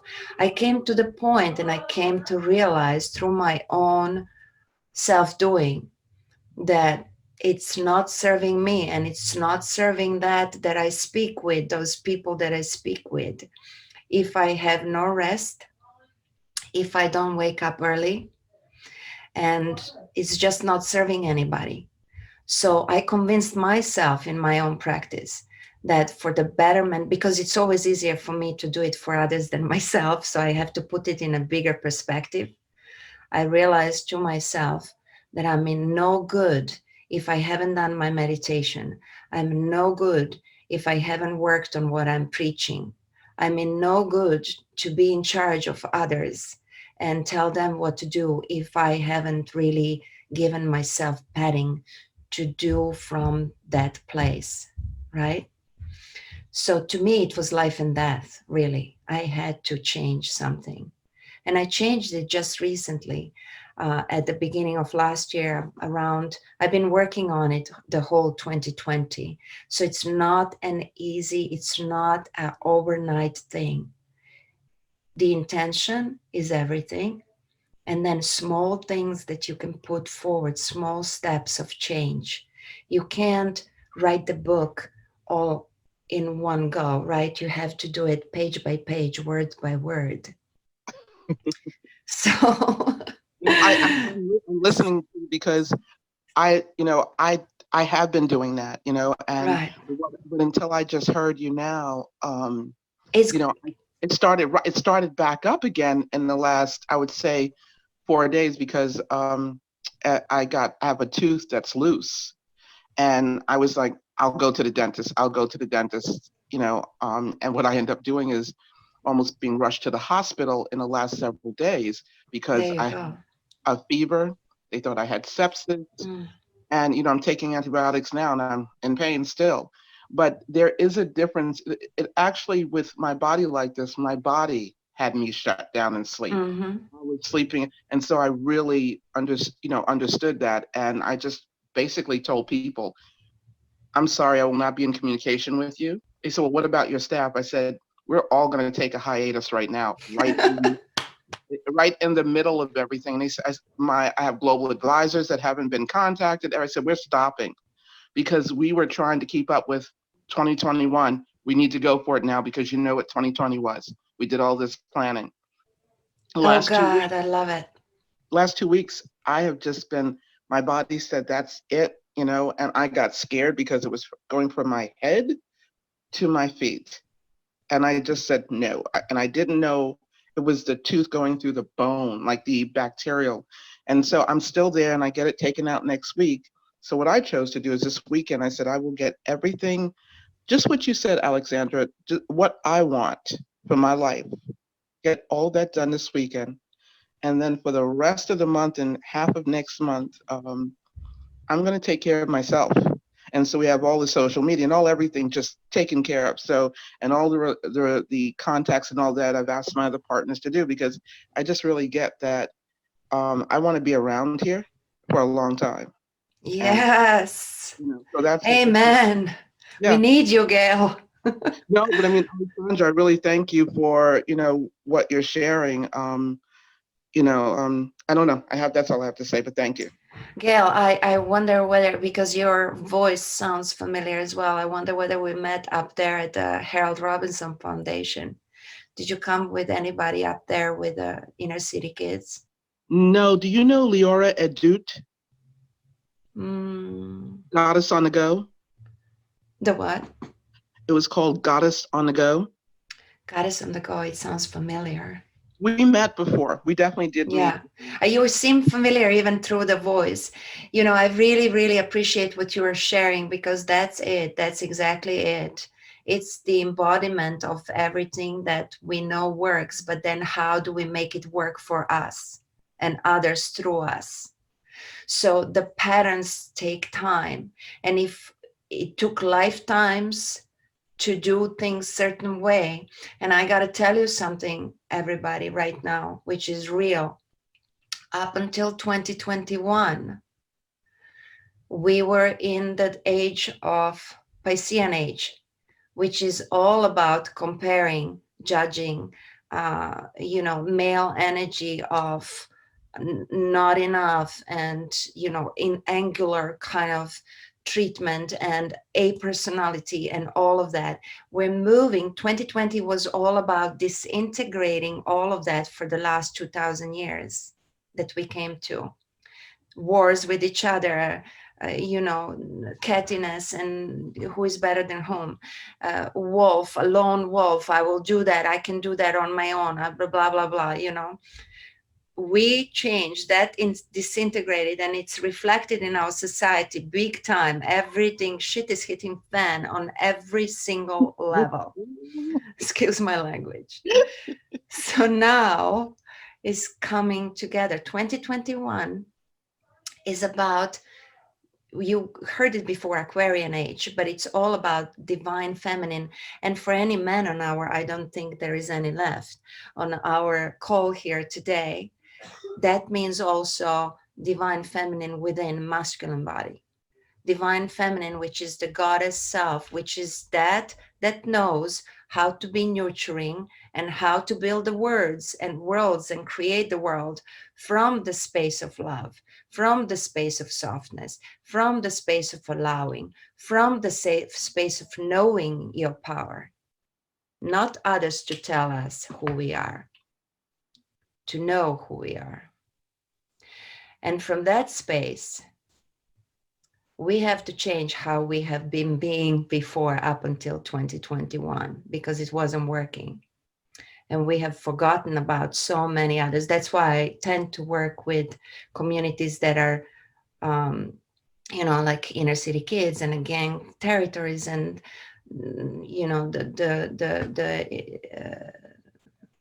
transgender communities and special needs communities and African American and indigenous people communities, because in my heart I am that. In our heart we are that.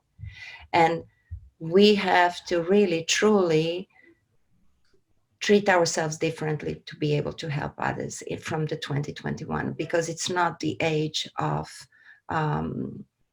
going through it with our eyes closed. It's about wide opening our eyes and giving who we are.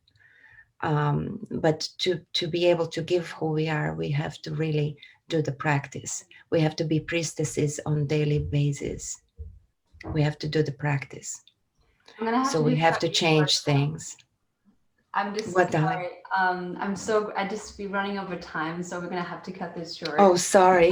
No, it'll be fine. It's just so many good words circulating, and I see people taking notes, and this has been such a lovely event. And you have already shared your information, right? So if anyone wants to do more work with you, you mentioned you had monthly Zoom events and stuff, or if you're in LA, Yes. you can sign up to some of your retreats and stuff. So thank you so much for everything you've been sharing. Thank you everyone for being here. I really hope that this has been helpful. And if you want to, before we have one more minute or so, share any other thoughts that's been coming through, maybe some of the manifestation words from Megan, how you step into your power and how you create yourself as a possibility. If you happen to, after this or after you've been here creating a vision board, please send it to us in an email or something. We'd love to see them and we can share them with everyone. But yeah, we just want to, I don't know, Val disappeared. I don't know where she went. No, I'm here. I'm sorry. I have to go to a dentist appointment. Actually, Gail reminded me at 1 p.m. So I'm like getting Valentina ready. To now we have real stuff going on. And I have planned at 12:30. So thank you. I love you all. I didn't realize there's so much time has passed. This was great. Thank you. I have got in the flow, so time was kind of like, transcending. But so thank you for you guys, and big hug from Massachusetts to where you guys are, and have a lovely 2021.